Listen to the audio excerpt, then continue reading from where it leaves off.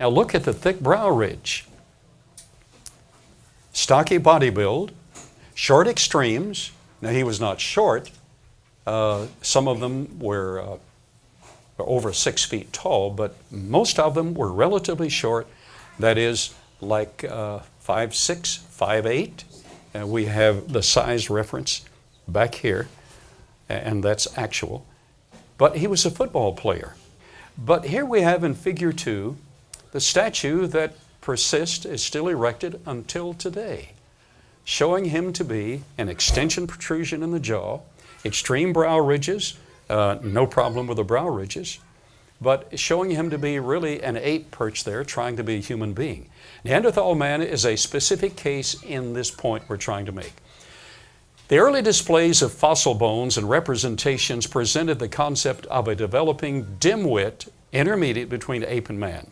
Most of the general public still holds to this erroneous image, but recent archaeological discoveries tell a far different story. Neanderthal Man Re-examined. Considering the ice age in which they lived and survived, and the limited resources available to them, we wonder if modern man, devoid of inherited devices at his disposal like car keys, checkbooks, shopping centers, the wheel, etc., we wonder if we could have fared as well. Neanderthal comparison to modern humans, actual comparisons. Fully human anatomy. Detailed comparisons of Neanderthal skeletal remains with those of modern humans have shown that there is nothing in Neanderthal anatomy, and this is from the technical literature, that conclusively indicates locomotor, manipulative, intellectual, or linguistic abilities inferior to those of modern humans.